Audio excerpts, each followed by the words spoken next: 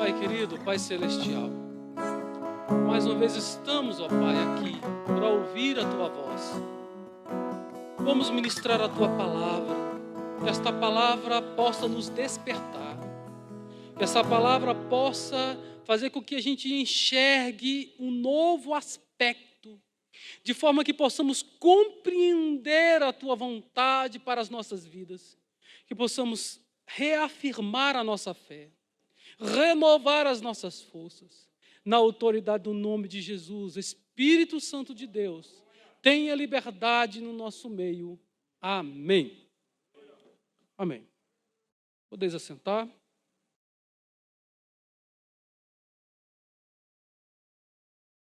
Essa história está nos seus paralelos sinóticos. Está no livro de Marcos, mas está também no livro de Mateus e também no livro de Lucas. Nesses 3 livros. Tanto Lucas quanto Mateus é no capítulo 4, a partir do versículo 22, 23. 23 em Mateus e 22 em Marcos. Em Lucas, né? Só para os irmãos que quiserem folhearem a Bíblia, podem encontrar. Como eu já disse mais de uma vez, não são 4 evangelhos. É um evangelho escrito por 4 pessoas que se complementam.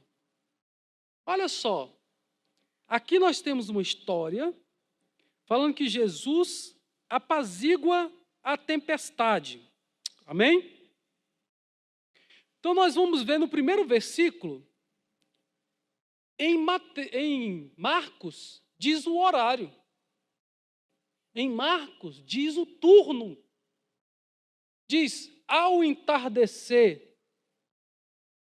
Ao entardecer, não. Sendo já tarde. E na nova versão transformadora, ela diz, ao anoitecer. Algumas versões vão dizer, à noite. Então, tem várias versões. O que importa é, o dia estava findando, a noite já estava iniciando, já tinha passado, porque 18 horas antes do sol se pôr, ali 18 horas, mais ou menos no momento do sol se pôr, passa-se de um dia para o outro, conforme o costume judaico. Então já estava num novo dia, já estava iniciando um novo dia, Jesus já tinha trabalhado o dia todo. Se a gente for olhar Marcos, Jesus estava ensinando as parábolas. Se a gente olhar Mateus, também Jesus estava ensinando as parábolas. Há alguns milagres acontecendo em Lucas, né? Em alguns outros, tem alguns milagres acontecendo ali ao redor. Então, mas Jesus está trabalhando, Jesus está executando, Jesus está pregando a palavra, ensinando a palavra, fazendo obras, fazendo milagres no meio do povo de Deus. Há tempestades que acontecem na nossa vida. Desemprego, por exemplo, é uma tempestade. Uma traição é tempestade. A infidelidade. Algum problema que acontece com os nossos filhos e venha quebrar o nosso relacionamento, também pode ser considerado uma tempestade, aquilo que tira a nossa paz, aquilo que tira a tranquilidade.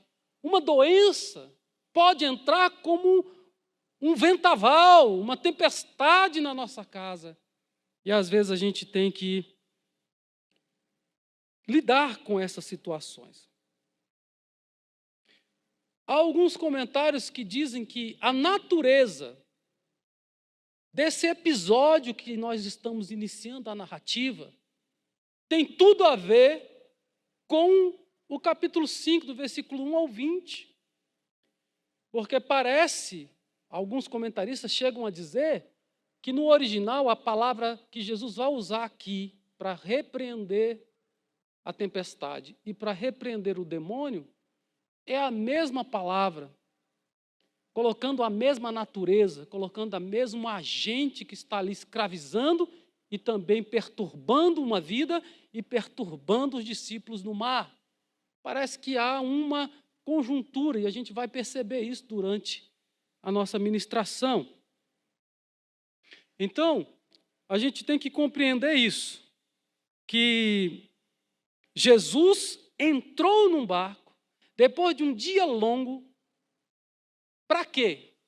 Passar para o outro lado. Ele queria sair do meio da multidão que cercava a praia e ir para outra banda.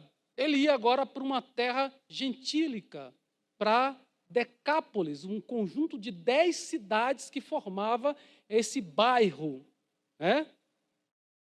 Então, ele está indo para essa outra banda, passando para essa outra margem. Nós saímos de 3 parábolas anteriores da pregação anterior, ou 4, considerando a doutrina da semana retrasada também.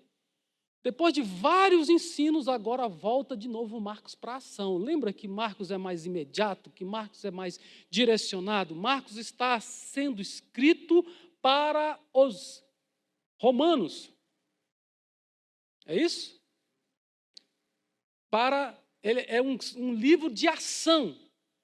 O romano quer uma coisa de um conquistador, de alguém que está fazendo as obras. Então, eles colocam esse livro numa... É como se fosse um filme, um livro de ação. Enquanto os outros livros se preocupam com alguns detalhes, algumas cerimônias, algumas festas, essa entra já na ação, e Jesus saindo, e aconteceu, e Jesus entrou no barco, e Jesus adormeceu. É sempre verbos de ação, verbos, né, que está colocando as coisas para acontecer. Então, naquele dia, quando já tarde, ou ao anoitecer, disse-lhe, passemos para o outro lado. E o versículo 36, e eles, deixando a multidão, o levaram consigo, assim como estava no barco, e havia com ele também outros barcos. Então, Jesus não estava só nem no barco, e não existia apenas o seu barco. Alguns barcos estavam ouvindo o sermão. Jesus estava dentro de um deles. E quando Jesus queria sair do meio da multidão, muitas vezes era difícil para ele. Lembra que a família dele chegou numa certa ocasião numa casa e queria tirar ele da casa porque diziam que ele estava fora de si, porque ele estava o dia todo só ministrando e fazendo e curando, e as pessoas queriam preservar, vamos botar essa boa intenção da família, né? Preservar a Jesus. Então Jesus ficava num ponto estratégico, porque do barco ele já podia passar para o outro lado, até a multidão chegar do outro lado, já dava tempo, porque eram 21 quilômetros. Para fazer um percurso desse a pé, em linha reta no barco era 21 quilômetros. Mas para dar a volta é muito mais, né, do que 21 quilômetros. Não era linha reta, tinha que fazer um círculo, meio círculo, para chegar do outro lado. Então, a pé, com criança, com as pessoas, seria um pouco mais difícil para fazer essa travessia. Então, alguns conflitos que nós enfrentamos na vida, como eu disse, pode ser uma tempestade, né? E cabe aqui algumas observações. Vamos às primeiras observações. Nem todas as tempestades que nós enfrentamos, as lutas que nós enfrentamos, é porque estamos em pecado. Nem sempre, quando algo ruim acontece, significa que você está errado. Nós temos aqui 2 tempestades. Nesse texto fala da tempestade que Jesus vai acalmar. Mas nós temos no Velho Testamento Jonas também entrando num barco, e diz a Bíblia que ele desce ao porão e vai dormir. Enquanto ele está dormindo, acontece uma outra tempestade, igual aqui. Jesus foi ao barco e Jesus está dormindo e a tempestade está acontecendo. Então, nem sempre, quando acontece uma tempestade, é porque estamos em desobediência. Outra observação: quando nós somos fiéis a Deus, nós também podemos passar por dificuldade. Existe um evangelho aí com água com açúcar, que crente não pode ter dificuldade, que crente não tem vendaval, que crente só veio para vencer, que crente agora é só de oba, oba, oba, oba, que não tem nenhuma dificuldade, que não tem desemprego, que a doença não chega, que a morte não vem. E a gente sabe que isso não é verdade. Aqui é uma prova que os discípulos estavam sobre obediência. O Jonas entrou numa tempestade, a tempestade veio porque ele estava desobedecendo. Mas aqui não era desobediência, eles entraram no barco para levar Jesus. Eles ouviram, obedeceram a Jesus, e mesmo assim, a tempestade aconteceu. Então, nem sempre a tempestade é sinal de problemas, de infidelidade, de pecados. Podemos estar muito bem, porém vinham as dificuldades. E quando a gente vai ver o finalzinho do texto, Jesus vai falar: se vocês ainda não têm fé. Então, a tempestade às vezes é para provar a nossa fé. A tempestade às vezes é para ver se nós estamos em quem? Se nós estamos nas circunstâncias, olhando o vento, ou se nós estamos olhando para Jesus, autor e consumador, ao Senhor das circunstâncias, ao Deus que está acima das circunstâncias. Independente das circunstâncias, existe um Deus. Acima das nuvens negras da tempestade, Deus, Jesus, o sol da justiça, brilha sobre a sua igreja, sobre as nossas vidas. Amém? Então, mesmo estando no centro da vontade de Deus, nós podemos passar por dificuldades. Agora, uma outra observação: Jesus estava dentro do barco. E mesmo assim, veio a tempestade. Então, podemos ser crentes, ter carteirinha de membros, sermos fiéis a Deus, e ainda assim enfrentaremos lutas. Qual é a diferença, irmãos? Quando um crente passa por luta e o ímpio passa por luta. O ímpio amaldiçoa. O ímpio fala palavras de baixo calão.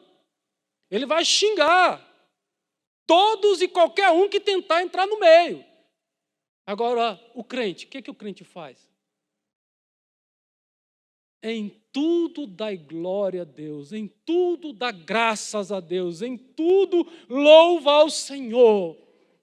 Na abundância, na dificuldade, Paulo diz: em tudo eu sou mais do que vencedor. Eu sei passar por tribulação, eu sei passar por fomes, eu sei passar por abundância. Então as tempestades da vida podem vir. O crente não é alguém que tem que ser isento de problemas. A fornalha, na hora que foi jogar os crentes, aqueceu 7 vezes mais. Foi pior do que se fosse um ímpio para jogar lá dentro. Esquentaram a tribulação muito mais para jogar os crentes lá dentro. Mas o Senhor, que é dono da natureza, do fogo, estava junto com eles. Esta é a alegria do crente. O crente tem esperança. Irmãos, a esperança é fé, a esperança é confiança, a esperança é descanso no Senhor. Quem não tem fé, quem não tem esperança, a vida esbarra num vento, até o barulho de folha caindo no chão é suficiente para fazer eles correrem, porque eles não têm a quem recorrer, eles não têm esperança, já usaram todos os seus recursos, todas as suas capacidades humanas e não conseguiram resolver, mas aquele que confia no Senhor, esse não é desamparado, louvado seja o nome do Senhor.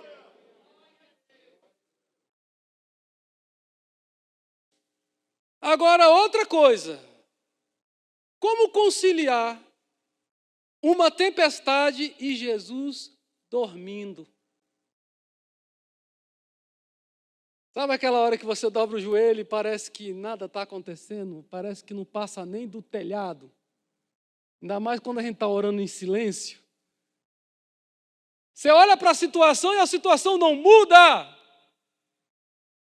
Você olha para a circunstância e está acontecendo igual disseram que ia acontecer e você ser fracassado. Eu não consigo esquecer a cena. Eu conversando com a minha esposa, já falei isso aqui na igreja, mas já falei para os irmãos, quando trocar o pastor, troca histórias. Eu conversando com a minha esposa, falando para ela que Deus tinha falado comigo, que Deus ia tirar o nosso filho do hospital, e está lá a mangueirinha saindo água. E a médica disse, se sair água, vai morrer.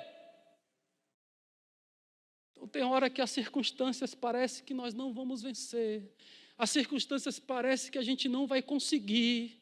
Mas a nossa fé tem que estar no Deus que está além das circunstâncias, no Deus que muda as circunstâncias, no Deus que tem domínio sobre aquilo que nós não conseguimos mudar. Esse Deus é o Deus que muda aquilo que eu posso até ter condições de fazer. Ele me ajuda a ter boas escolhas, a fazer as escolhas corretas. Mas aquilo que eu não posso fazer, Ele é poderoso para fazer milagres na minha vida e na sua vida. Às vezes a gente pode orar e não ser ouvido. Ou, melhor, a resposta ser, aguarda, espera. Às vezes o pai e a mãe estão fazendo alguma coisa, e às vezes o filho chega correndo para falar alguma coisa e a gente faz só assim, ó. O que é isso? Às vezes nós estamos orando e Deus está falando assim, ó. Só que a gente não entende. Porque eu oro e Deus sempre responde. Sempre. Como é que Deus responde? Sim. Ele abre o caminho, Ele facilita as coisas vão se desenrolando. E quando Ele diz não, as portas se fecham, começa a ter empecilho, as coisas vão acontecendo de maneira dificultosa, a gente percebe que está tendo dificuldade, e a gente tem que ter discernimento espiritual para parar, para aguardar. Se Deus falar não, cala a boca, para de falar no assunto. Se Deus falar claramente não, cessa a oração. Agora, se Deus não falar, você fica na dúvida, Deus falou ou não falou, continua, persevera em oração, persevera. Quem sabe o momento é de espera, então você espera orando, espera batalhando, espera guerreando. É na oração que nós conseguimos ter fé, é na oração que a gente é fortalecido, é na oração que a gente triunfa sobre as dificuldades, sobre as tempestades da vida, louvado seja o nome do Senhor. É com oração. Persevera. Em nome de Jesus.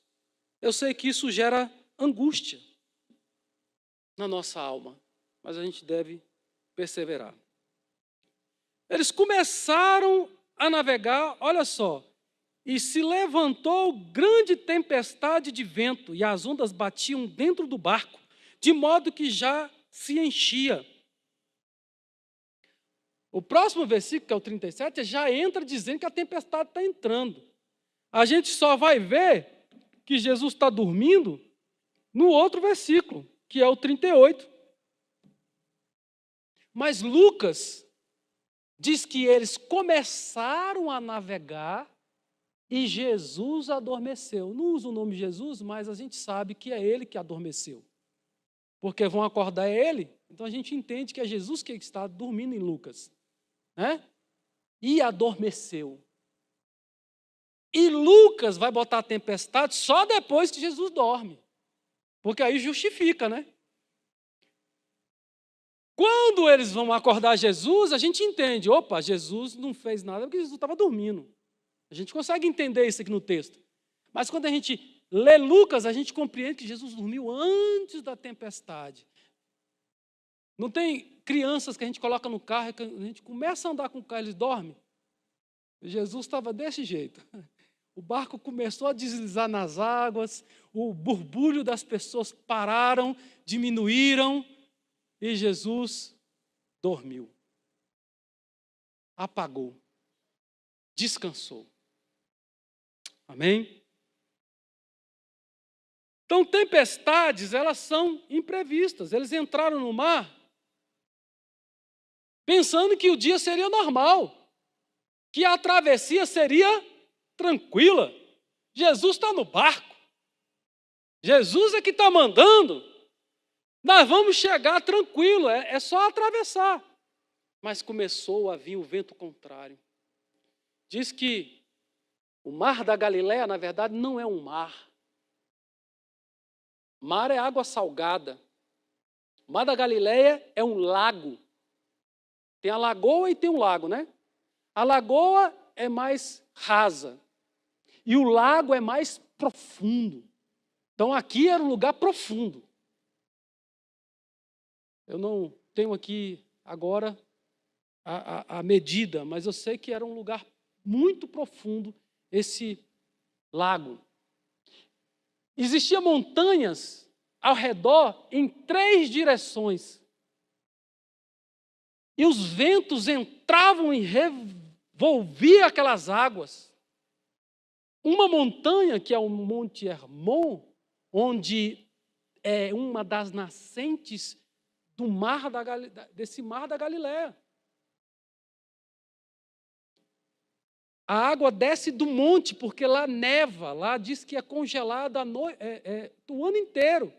Então vai derretendo e vai descendo um filetezinho e vai formando o rio lá embaixo, que passa aí pelo Mar da Galileia e depois vai desaguar lá no rio, no Mar Morto. Né? Então nós temos aí várias dificuldades. 21 quilômetros de comprimento por 14 de largura, 220 metros abaixo do nível do mar Mediterrâneo. Comparando ali, ele era bem mais baixo. Então, sofria com rajadas de ventos e com também geadas. O Monte Hermon tem 2.790 metros de altura. Estava próximo aí do Mar da Galileia. Então, provocava, sim, essas ondas, né? Essas tempestades poderiam gerar aí um lugar só para sair o vento. Então, os ventos desciam das montanhas, né? Passava pelas águas para sair por onde estava aberto. Então, acontecia isso aí, de ter uma tempestade. A tempestade, ela é inesperada. Quando sofremos, quando passamos dificuldades, um acidente, uma enfermidade, um casamento em crise,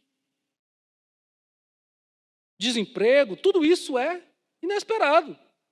Ninguém fala assim, amanhã eu vou trabalhar e aí eu vou ser despedido. Não, todo mundo levanta para ir trabalhar sabendo que vai trabalhar. Ou, às vezes, recebe a ligação em casa, né? Você não precisa nem vir amanhã, que você está fora da equipe, você está fora do serviço, você passa só na contabilidade para pegar suas contas. Mas a gente não espera ser demitido. Às vezes pode até não gostar, às vezes pode até reclamar, mas ninguém quer ser demitido. Ninguém acha bom. As tempestades são perigosas na nossa vida. Ela é inesperada, as tempestades da nossa vida. E as tempestades, elas são perigosas, elas podem causar a morte, a destruição, o fim de um casamento. Quando o vento revolto vem e a gente não tiver paciência, graça de Deus, comunhão e a sabedoria vinda do alto, tem problema que a gente não consegue resolver, solucionar. E aí muitos têm usado finalizar, né, o fim, o divórcio, para resolver os seus problemas. E a gente sabe que isso só vai trazer mais problemas. Filhos vão ter dificuldades. Né? É uma mulher rejeitada ou um marido rejeitado, é um marido traído, uma mulher traída. E isso tudo fere, isso tudo é complicado para a vida do ser humano. É uma tempestade É uma dificuldade que pode acontecer. Mas as tempestades também, elas devem ser administradas, né? A gente tem que tentar administrar da melhor forma possível. O que a gente pode fazer? Imagine vocês, a tempestade aconteceu. Veio o vento, as águas estavam entrando dentro do barco. Tinha, no mínimo, 4 marinheiros experientes dentro do barco. Pedro, André, Tiago e João. No mínimo 4 eram pescadores, estavam pescando quando Jesus chamou, para poder segui-los, né? Era o ofício deles. E a gente vê depois, quando a gente estava estudando os discípulos, parece que Bartolomeu, teve uns outros lá que também mexeram com a pesca. Até quando eles voltam para pescar, alguns desses discípulos estavam juntos, né, desses pescadores profissionais. Então nós temos aí essa dificuldade. Às vezes a gente não consegue administrar, mas a gente pode fazer alguma coisa. O que a gente pode fazer? Mas chega até um certo limite. E aí a gente tem que ter ajuda de alguém. A gente precisa de ajuda. Irmãos, isso aqui é uma reflexão. Às vezes você está sofrendo, às vezes você vê alguém sofrendo, e às vezes a gente não faz nada para ajudar. Você vai deixar morrer teu irmão, teu parente, teu filho? A gente pode estender a mão, a gente pode orar, a gente pode fazer um culto, a gente ir lá na casa, dar um conselho. Não fique calado. Na hora que você vê que você não está dando conta mais, clame, em primeiro lugar, a Deus. Depois você tem o seu irmão, você tem o seu pastor, tem sua família. Abra a boca. A tempestade chegou, o desemprego chegou, a gente pode te ajudar. A gente pode te auxiliar. Mas às vezes o pastor não está nem sabendo. Às vezes a pessoa fica doente, não avisa, às vezes não está nem sabendo que a pessoa está doente. Abre a boca, fala em nome de Jesus. As tempestades muitas vezes têm nos surpreendido. Sim ou não?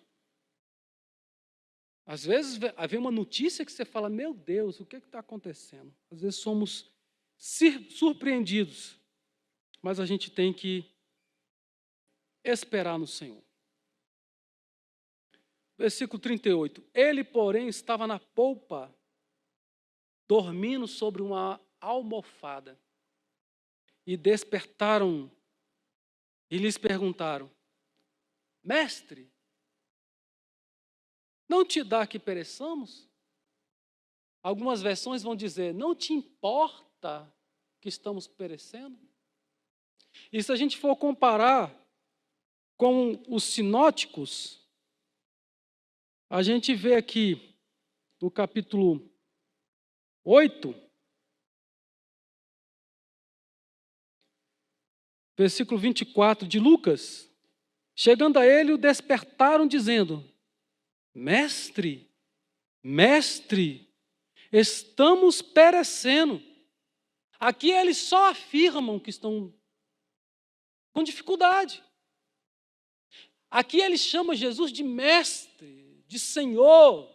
Eles reconhecem quem é Jesus, eles estão clamando para a pessoa certa.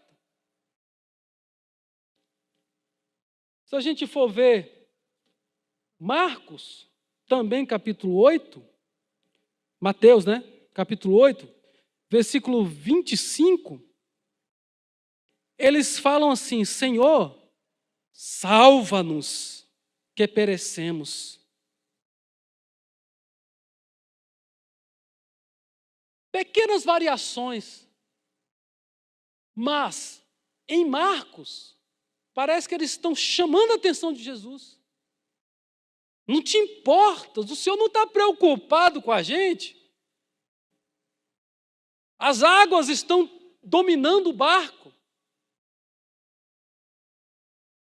Num dos comentários diz o seguinte, que marinheiros experientes estão falando com um carpinteiro.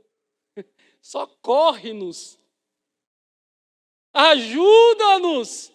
Era para o carpinteiro virar para o marinheiro e falar assim, nos ajuda, o que é que nós vamos fazer? Mas aqui a ordem mudou, por quê? Mesmo parecendo que está sendo uma censura, e nos outros a gente vê que não é censura, nos outros a gente vê que é desespero, nos outros eles estão dizendo, salva-nos! A gente vai compreendendo que Jesus não é apenas carpinteiro. Jesus, por discípulos, era mestre, era Senhor, era o Messias, era aquele enviado por Deus, era o Filho de Deus, era aquele que havia de vir. Então eles clamam a Ele com essa aparente indignação, mas estão clamando. Não te importas que pereçamos? Jesus nem responde a essa provocação, ele nem dá resposta. Se isso fosse uma provocação, Jesus não trata isso. Jesus não vai falar sobre, por que vocês falaram assim comigo? Não, Jesus não fala.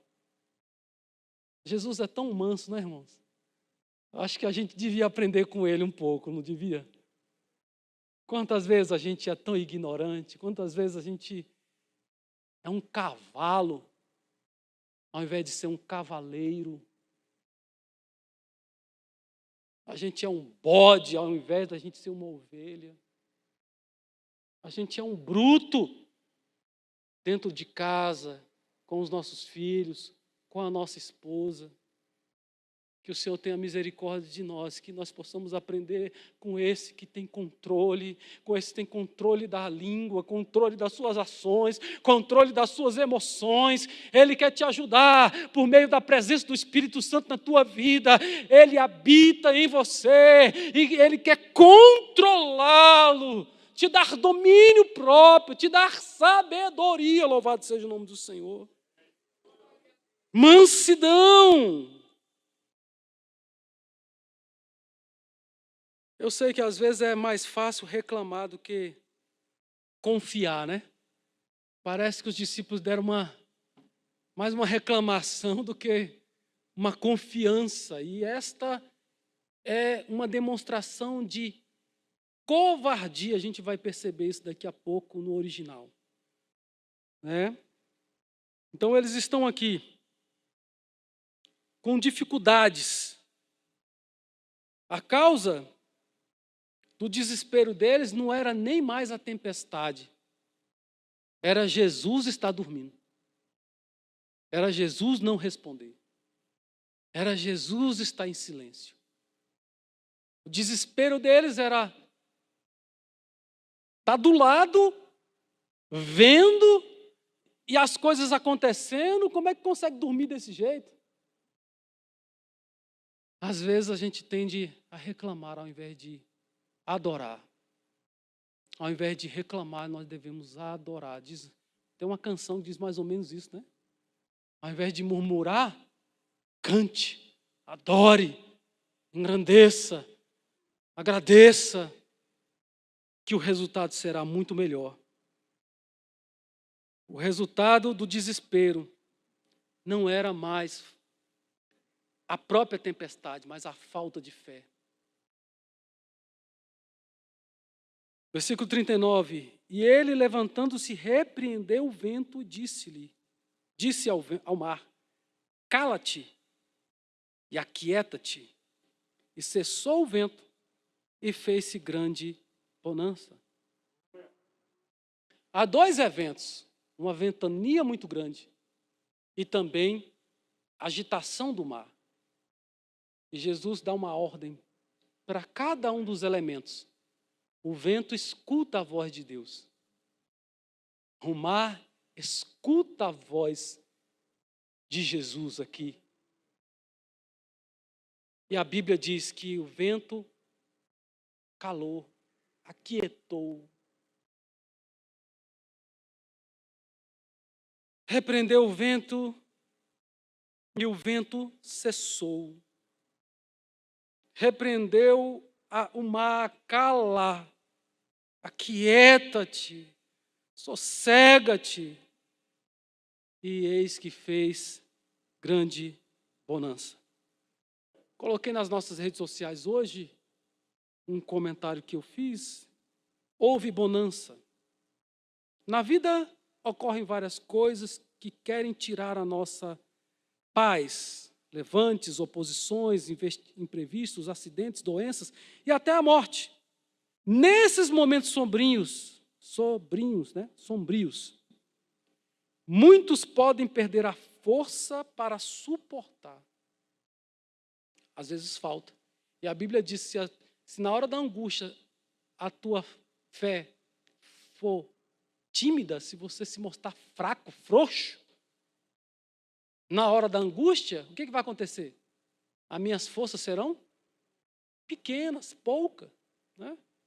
Então eu preciso, na hora da tempestade, na hora que estou sendo provado, na hora que o mundo está dizendo, você está só, crer, eu não estou só.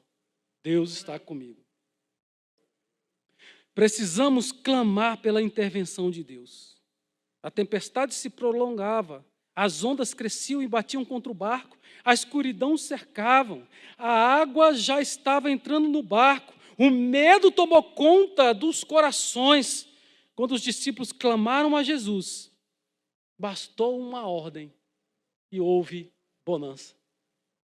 Basta uma palavra dele para os nossos problemas, muitos deles serem resolvidos. Mas as tempestades vêm para nos tirar do conforto. As tempestades vêm, às vezes, para tirar a gente do comodismo. Porque, às vezes, está tudo bem. Na hora da bonança, tem muito crente que abandona a igreja, abandona Deus, abandona a oração. Porque está tudo bem. Tem dinheiro na conta. Família está em roda da mesa. Tem dinheiro para pagar as contas. Então, a pessoa, às vezes, fica tranquila, tem comida. Mas quando as coisas começam a apertar, a gente começa a clamar, a gente começa a orar mais com intensidade. Não espere a tempestade, não espere as dificuldades. Um bom marinheiro só é bom marinheiro porque ele primeiro treinou na bonança.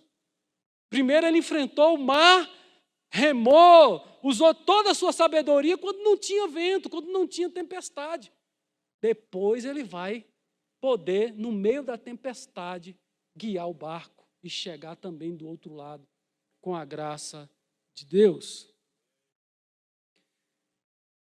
Não importa a situação que você está enfrentando, ore ao Senhor com fé. Hoje é tempo de clamar.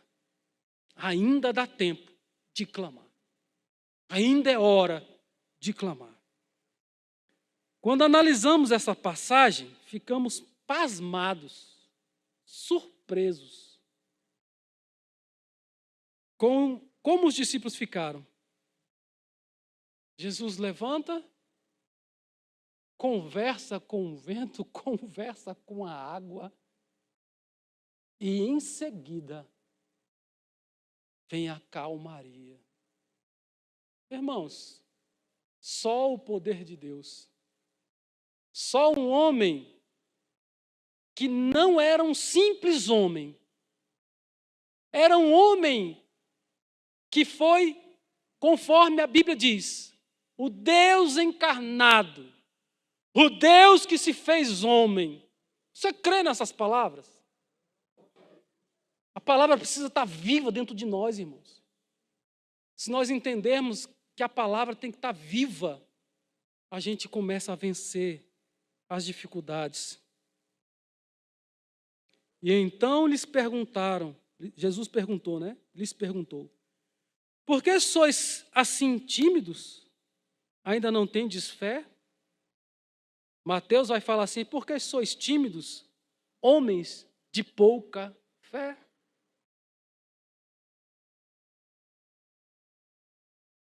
Mateus e Marcos usam essa palavra tímido. Não tem fé? Sua fé ainda é pequena? A gente vê na Bíblia algumas pessoas falando: Senhor, aumenta a nossa fé, aumenta, nos ajuda, para que a fé deles seja acrescentada. Aqui mostra a reprimenda de Jesus diante do que Jesus já tinha dado, diante do que Jesus já tinha feito. Existem alguns motivos para os discípulos não ter medo. Vamos fazer essa consideração? Primeiro, a promessa de Jesus no primeiro versículo, no 35. Passemos para o outro lado. Meu irmão, a Bíblia está cheia de palavras de promessa. Muitas vezes nós recebemos uma palavra de um profeta ou dentro de uma mensagem bíblica sendo pregada, com promessas de Deus. Tem palavras de promessa, tem palavras de ordem, tem palavras que Deus está dando para a igreja. As palavras, muitas vezes, ela foi dada por um profeta, por um homem de Deus, mas ela vale também para mim, para você, quando nós cumprimos as regras. Quando nós amamos a Deus, quando nós colocamos Ele em primeiro lugar. Quando nós damos importância para a palavra de Deus. Quando nós temos primazia, quando nós colocamos o nosso coração não pecar contra Deus. Quando nós rejeitamos o mal, nos apegamos ao bem. Estas palavras, essas atitudes, vai trazer as bênçãos, as consequências de quem anda com Deus, de quem anda fazendo as coisas corretas. A graça de Deus vai te alcançar, a bênção de Deus vai alcançar. Quando nós procuramos agradar a Deus, quando nós procuramos confessar os nossos pecados, quando nós não nos satisfazemos em viver uma vida de qualquer maneira, em viver uma vida perrengue, em viver uma vida manca, em viver uma vida defeituosa, em viver uma vida que você não pode levantar a mão para dar graças a Deus, que você não pode levantar a mão para expulsar um demônio. Não temos autoridade. Mas quando nós cumprimos a nossa parte, Deus cumpre com a parte dele. Quando nós olhamos para Ele como o único autor e consumador da nossa fé, quando nós olhamos para Ele como Deus poderoso, com o sangue de Jesus tem poder para perdoar os meus pecados, quando eu me apresento a Ele crendo que Ele é poderoso para perdoar os meus pecados, o sangue dele vai fazer efeito na minha vida, porque eu estou aceitando o sacrifício de Cristo na cruz do Calvário. Primeira razão, a promessa de Jesus. Jesus tinha empenhado a palavra dele. Passemos para o outro lado. Não é, me leve para o outro lado, eu vou para o outro lado. Está no plural. Ninguém vai morrer. Todos vão chegar do outro lado. A luta pode vir, a dificuldade pode vir na tua casa. As ondas podem ser altas. E você, às vezes, até querer entrar em desespero. Confia. Jesus está no barco. Você está em obediência. Você não vai naufragar. Porque se você estiver em desobediência, o barco pode ir a pique. Pode ser tudo destruído. Você pode ser engolido pelo peixe. Mas se você estiver em obediência, nada disso vai acontecer. Vamos chegar do outro lado em segurança. Louvado seja o nome do Senhor.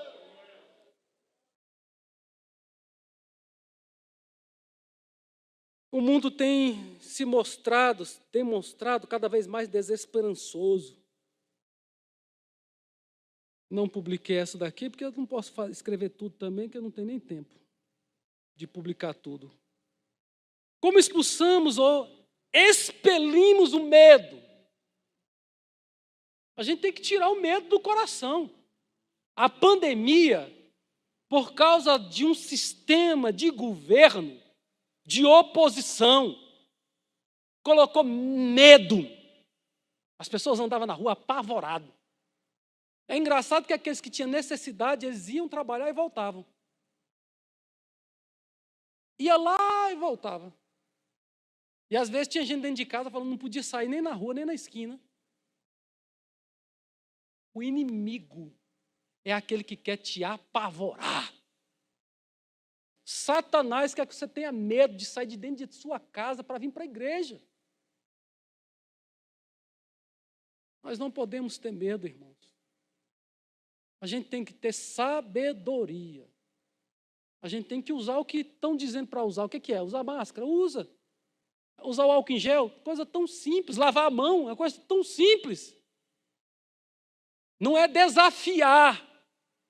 É cumprir com as normas, mas sabendo o Senhor está comigo. O Senhor vai me proteger. O Senhor vai me levar e vai me trazer em segurança.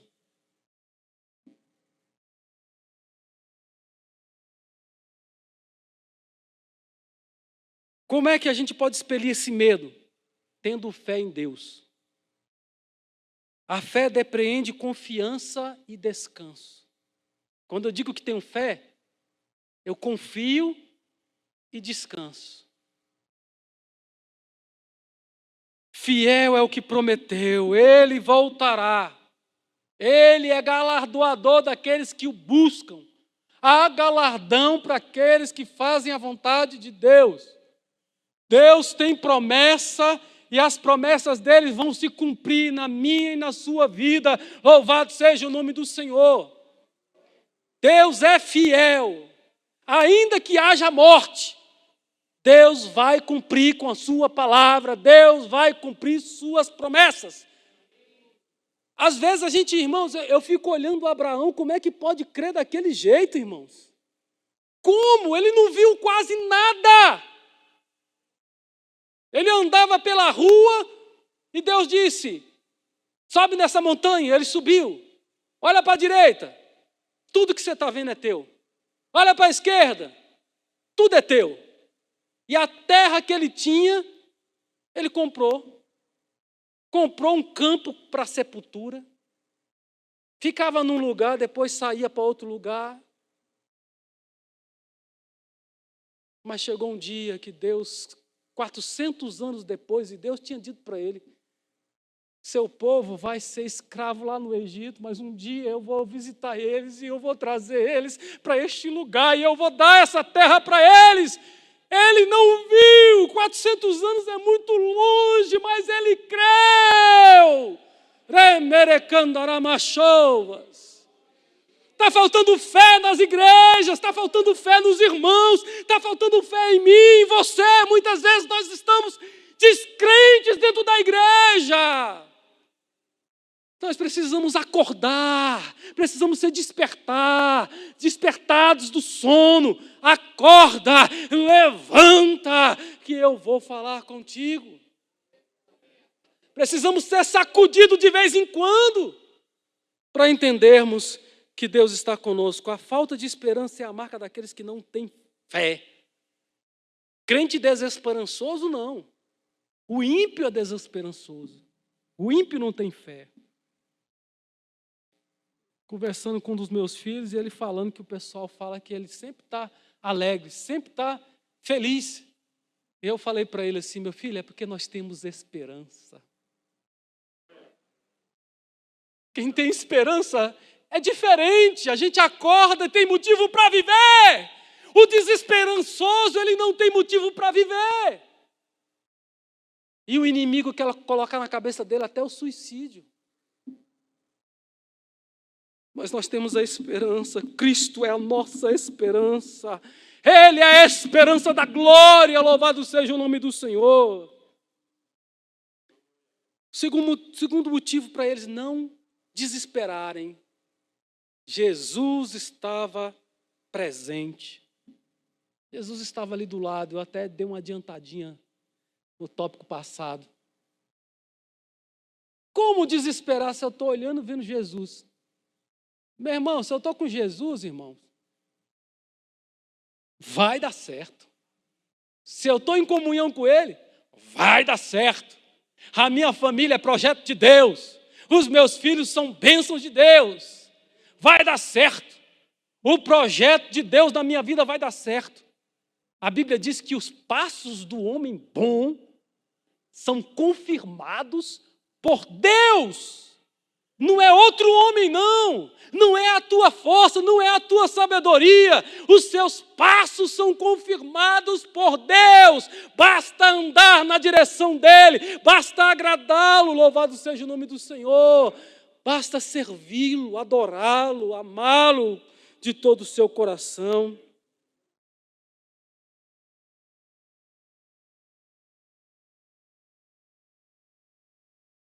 Outro motivo. Olhar para Jesus e ver Jesus em paz, dormindo. Não vai acontecer nada, não. O Senhor dos Senhores está aqui, Ele está descansando. Ele está descansando porque Ele é homem, como eu e você. Deus encarnou significa que Deus se humanizou. Enquanto os homens querem ser Deus, se dizem Deus, e não são coisa nenhuma, Deus se fez homem para um dia fazer todos nós semelhantes a Ele. No tempo dele, na eternidade, seremos semelhantes a Ele. Igual nunca. Mas seremos semelhantes porque passaremos a ser eternos. Não vamos sofrer mais os problemas do cosmos, né? O problema do cronos, do tempo. Faz a gente lembrar da semente, que a semente é jogada e a semente cresce, quem plantou não sabe como, mas a semente cresceu. Então Jesus já tinha contado como é que funciona o reino de Deus, e eles não tinham entendido muita coisa. Quarta, eles já tinham visto Jesus fazer coisas maravilhosas, poderosas. Eles tinham que confiar no Senhor. 41. Encheram-se de grande temor e diziam uns aos outros: quem porventura é esse, que o vento e o mar lhe obedecem? Como eu disse para os irmãos, quando Jesus chama eles de tímido, Jesus está falando, vocês estão temendo. E a palavra no original, ela é medo de covardia. Vocês estão apavorados, vocês estão medrosos, vocês estão como se fossem covardes. Agora aqui não. Essa palavra temor, encheram de grande temor. Jesus está acusando eles de estarem com temor, mas era de covardia. O original diz isso. E aqui, essa palavra temor significa temor de reverência. Depois que eles viram tudo isso, o coração deles encheram de um temor, não medo de Deus, mas um temor de reverência. O crente tem que temer a Deus. E o nosso temer a Deus não é ter medo de Deus. Não é o medo que nos faz correr de Deus. É o medo que nos faz chegar perto de Deus. É o medo que nos faz chegar para reconhecê-lo como Senhor, como Deus, como poderoso na nossa vida. Reconhecê-lo como alguém que tem poder ilimitados. Então os discípulos, quem é esse que fala e o vento obedece, o mar obedece à sua voz? Lá, nos primeiros capítulos, nós vimos Jesus expulsar um demônio e as pessoas comentaram: quem é este? Que nova doutrina é esta? Que até os demônios se submetem, até os demônios ouvem. Então, às vezes acontece isso. O que é isso? O que está acontecendo? Jesus é o Rei dos Reis, é o Senhor dos Senhores. Ele é perfeitamente homem porque dormiu. E Ele é perfeitamente Deus porque faz o que nenhum homem pode fazer. Ele é Deus, não porque fala com o vento. Eu tenho muito cuidado ao falar da humanidade de Cristo e a divindade de Cristo. Porque às vezes a gente fala só da divindade e coloca todo o poder de Jesus unicamente porque ele é Deus. E quando a gente olha para ele dessa forma, não adianta tentar um Deus. Tem como tentar Deus? A própria Bíblia diz que Deus não pode ser tentado. Mas a Bíblia diz que Jesus foi tentado em tudo. Então Jesus, homem, na natureza humana, nos seus sentimentos, nos seus desejos, foi tentado por Satanás, tentado pelos homens, mas ele não cedeu à tentação. Louvado seja o nome do Senhor.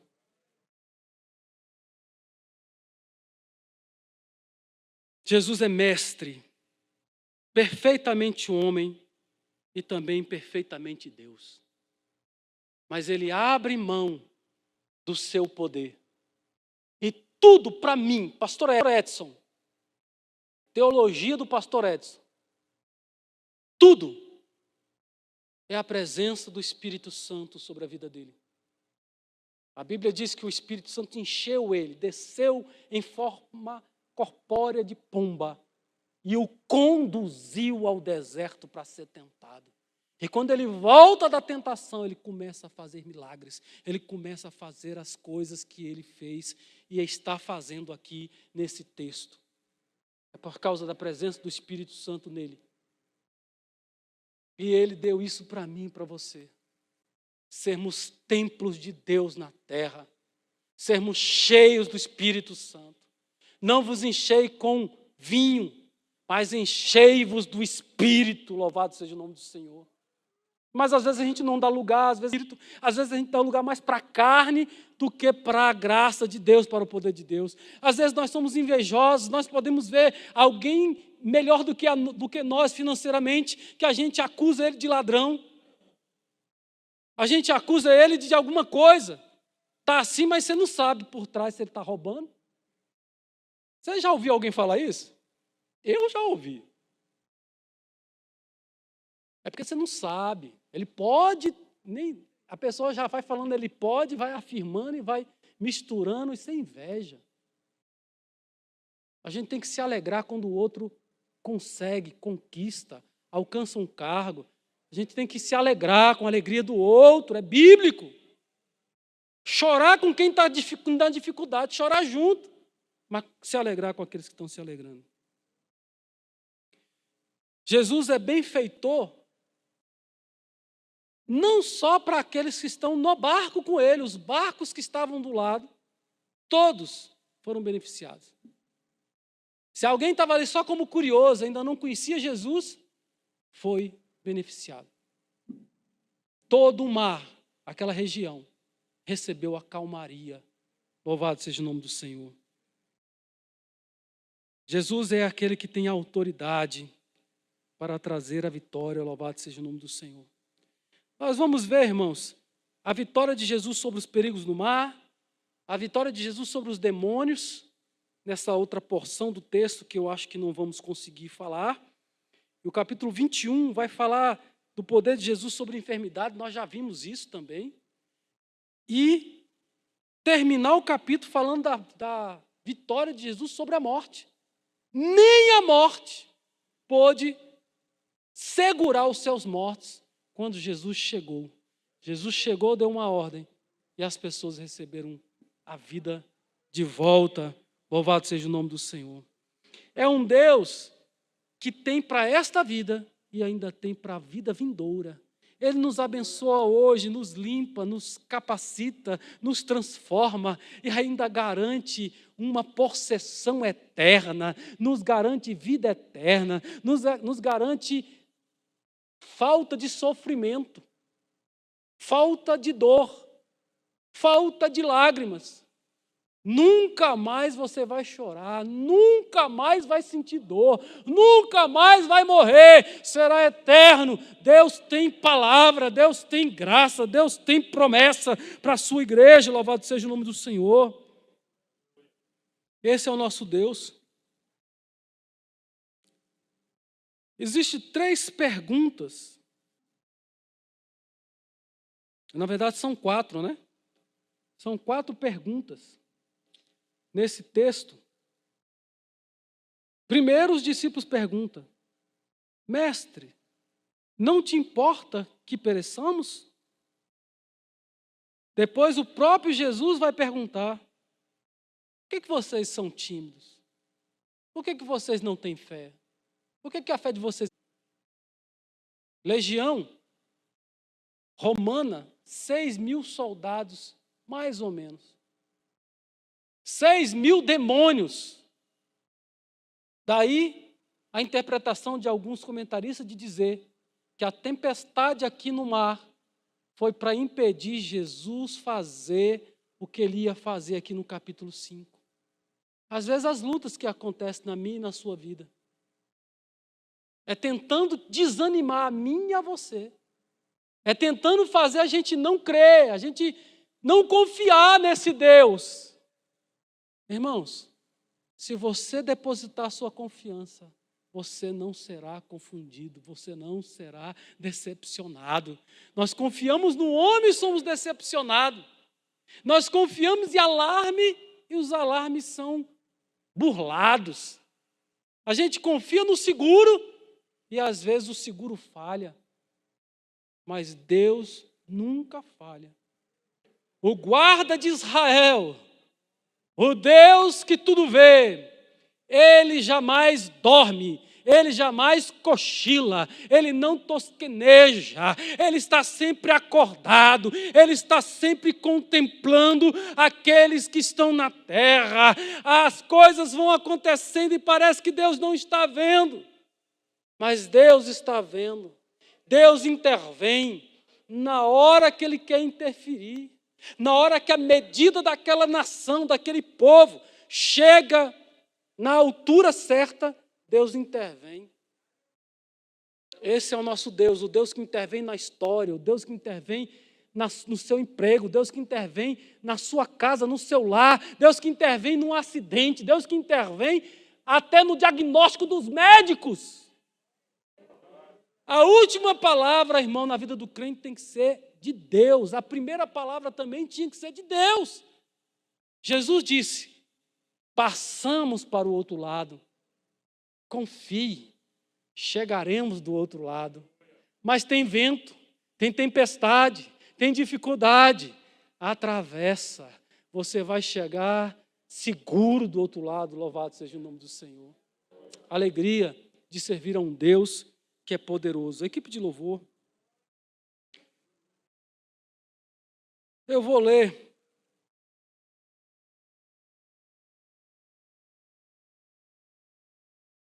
só o que eu escrevi hoje também sobre esse texto. Poder sobre-humano.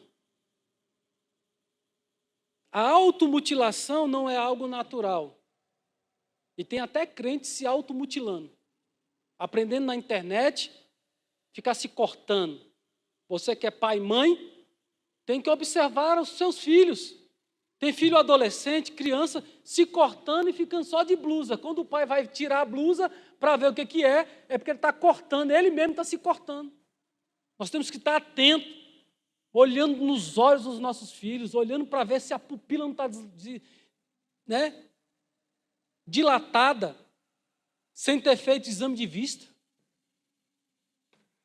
Aquele pretinho do olho, tomando conta do colorido ali, do preto ou do castanho, do verde, dominando aquilo ali tudo.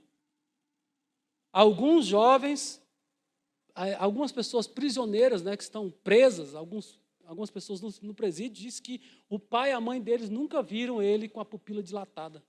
Nunca repararam que ele estava com o olhão assim. Até ele parar na papuda, por tráfico, ou por consumo, na delegacia. Pais têm que estar atento a isso. São sinais, são tempestades. A gente deve orar e estar perto. Se você estiver perto, é mais difícil de acontecer coisas erradas, coisas ruins. Porque Deus está com você, Deus vai abençoar a sua casa, abençoar a sua família. Mas às vezes a gente está dentro de casa, mas nós estamos totalmente ausente, Corpo presente, mas ausente na mente e na observação. Aqui no texto de Marcos, do capítulo 5, versículo 1 até o 20, apresenta um homem que possuía essa característica de automutilação. O demônio é a razão da automutilação nesse texto. Não é natural alguém ficar se cortando, se machucando, de propósito. Isso está errado. É disfuncional. Não é o natural. Nesse texto, eram os demônios que estavam por trás desse comportamento, era a influência maligna e que poderia levá-lo até a tirar a própria vida. Quando Jesus foi expulsar um demônio, o pai falou, ora joga ele na água, ora joga ele no fogo, está tentando matar ele. É como se quisesse matar ele afogado, matar ele queimado. Ora joga no fogo, ora joga na água. Eu coloquei aqui, Sansão possuía força sobre-humana, concedida pelo Espírito Santo. Esse homem de Gadara também possuía uma força sobre-humana, sim ou não? Sansão quebrava cadeias, parecia que ele estava amarrado com um fiapo. Parecia que as cordas estavam queimadas. Nada prendia Sansão. Poder sobre-humano. Porém, a força do homem de Gadara eram os demônios. Qual que é a diferença? A diferença é que uma escraviza. A diferença é que os demônios, eles trazem destruição para a pessoa e para qualquer pessoa que estiver em volta. Agora o Espírito Santo traz libertação para o povo. O Espírito Santo traz santificação sobre as nossas vidas. O poder do Espírito Santo é para servir a Deus. Concedida pelo Espírito Santo, eu coloquei aqui, enquanto a força do demônio é para a destruição, a força do Espírito Santo é a capacitação para realizar a sua vontade. Enquanto permanecemos sendo dirigidos por Ele, podemos ser usados para a glória de Deus. Amém?